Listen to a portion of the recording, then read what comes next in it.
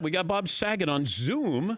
You can watch on youtube.com/The Dan Patrick Show. What kind of stuff do you have in your man cave there, Bob?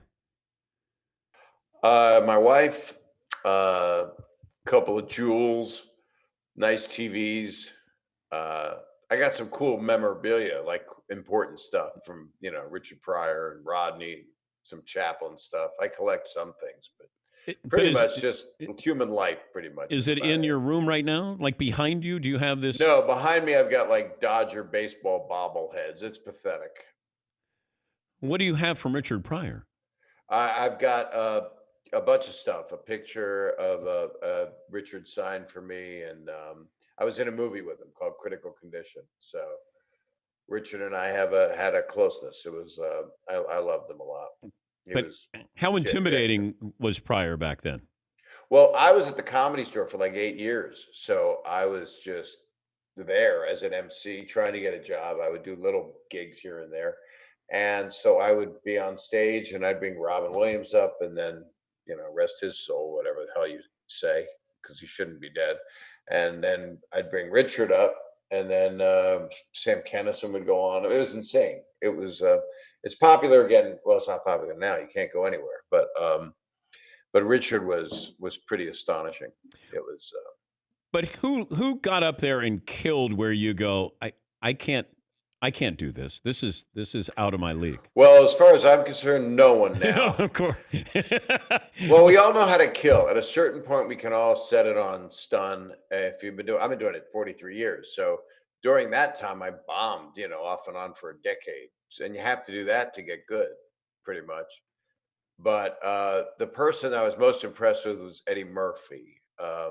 He was working out Raw, and I brought him on stage one week, and unbelievable standing ovation at the top. The walls are shaking, and then he did great. And then at the end, I hate all the euphemisms that they give you. He killed, he crushed, he Yeah. smashed, he wrecked it. I crushed that. You don't want to hear that when it comes to another person of the opposite sex or the same sex, or just some unsuspecting, traffic officer. Back to Eddie Murphy. Yeah, thank you. God bless you. So he came in one week, did the set. He was in a blue leather suit. It was on a Friday night, did about 50 minutes. And then one Friday later, this is right before he was shooting Raw, like 2 weeks before he shot Raw, he was wearing an all red leather suit, came in, the room rumbled, the walls are shaking. And then at the set just built. He literally was so good that, and I understood what he was doing. He fixed everything that he was doing. He fixed it. He understood it more. He told it. He elongated it because he told it more as a person would tell it. Like Richard, that's kind of the role model for how you tell the story. You embellish it, and he wasn't working on it at that point. He was refining it, and literally, it was the biggest reaction I'd ever seen to anyone, except for one set I had in Central Florida. But it was amazing. I mean, literally the walls shook, and it was the main room, which is like a 400-seat room, which used to be Ciro's. So Yeah. Yeah. it was astonishing. I mean, and Robin always would kill, but sometimes the best people like Richard would just take chances. And Chappelle does that. Bill Burr, they go on stage, and you don't know where the valleys are. They're not going up. Once in a while, it feels good to go up and go, I feel like killing tonight. I'm gonna just not try anything that new. Or if I try something new, it's gonna be in the middle, and I'm gonna be all amped up. Kind of like an athlete that goes, okay, you don't know when you're in the zone, but if you feel that you're in the zone, then you can do no wrong. What would Kennison be like nowadays? I think he'd be where he is right now. What, dead? Not a lot. He was actually clean and sober when he was hit by that car. And I loved him. I got him his first, I'm 100 years old. I got him his first spot at the Comedy Store. I also introduced him to Rodney Dangerfield, and then Rodney put him in back to school.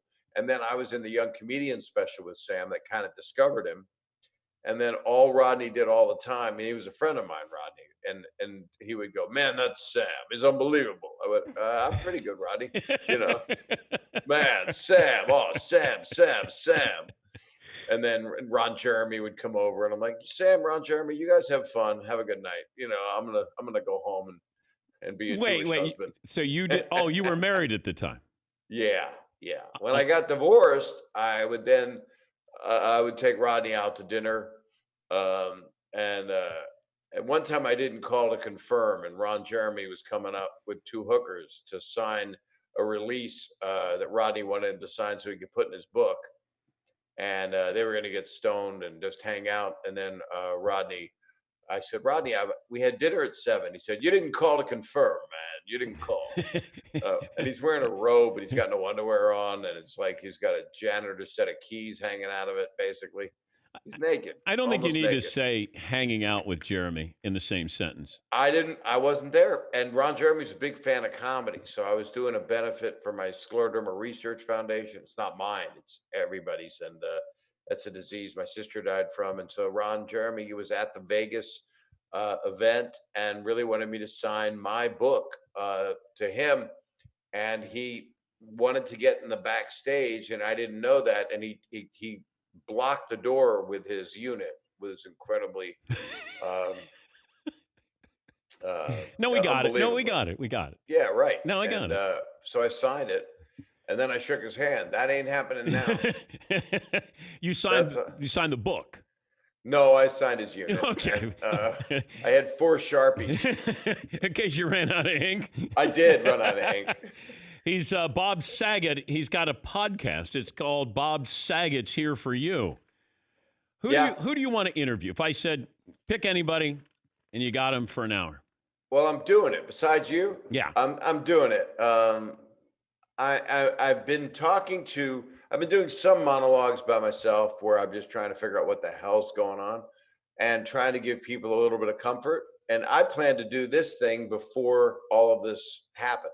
So I went and did 2 episodes where we were able to put it on tape, and it's on the YouTube site that bears my name. But basically, my first guest was John Stamos, because that's a prerequisite.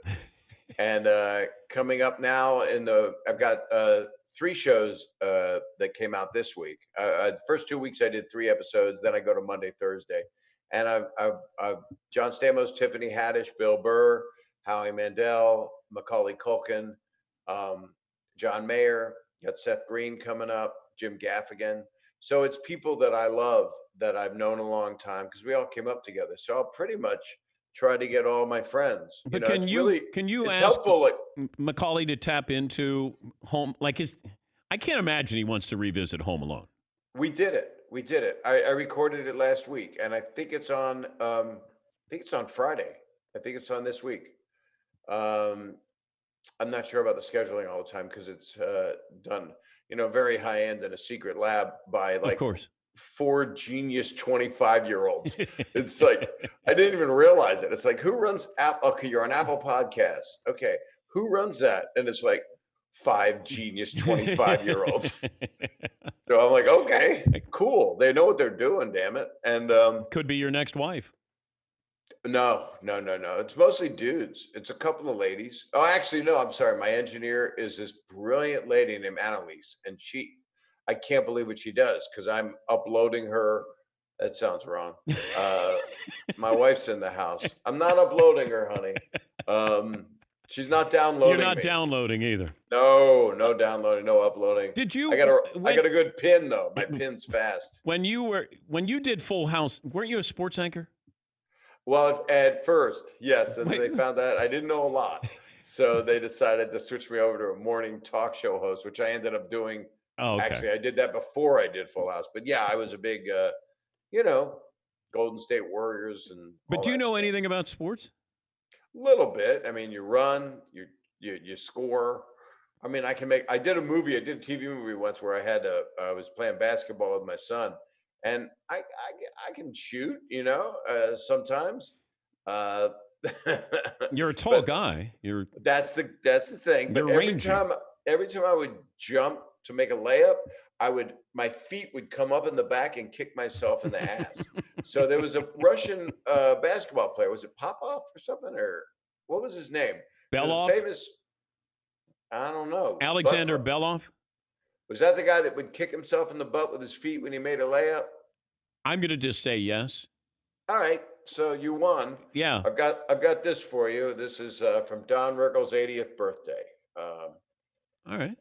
Yeah, all right. I mean, the prior stuff would have been better. Let me give you something more valuable. There you go. I like Purell. Yeah, Very valuable. Yeah. So yeah, I'm able to fake it. I didn't have a double, but I wasn't the guy chosen on the teams.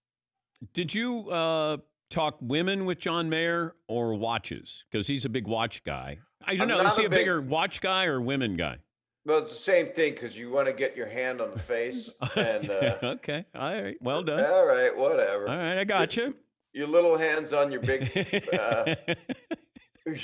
My big hand's on my little hand. But what happened was, no, we've been friends a long time, and it was about 90 minutes. My good interviews have been like 90 minutes long. Stamos was 90 minutes. Ironically, it was exactly the same as the Mayer interview.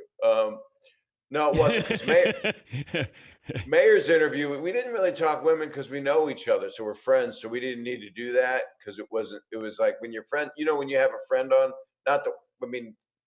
if we were buddies all the time, you wouldn't ask me the same questions, Yeah, but you got to be asking questions, though, Bob, for your audience, not for you. Well, it's weird because a lot of people, like Bill Burr, just Tai Chi'd me. He's like, don't ask questions. This is a conversation. This is a podcast.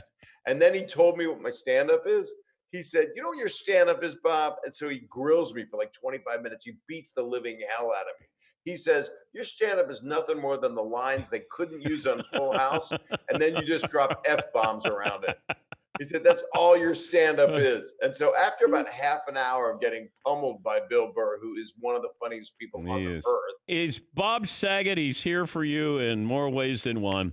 Bob, it's always great to talk to you. And I always enjoy talking to you. I just wish you a lot of health. You got a nice place. You got nice digs there. The show's done you well. All the other guys are living in poverty. I can see it right now. Thank you, Bob.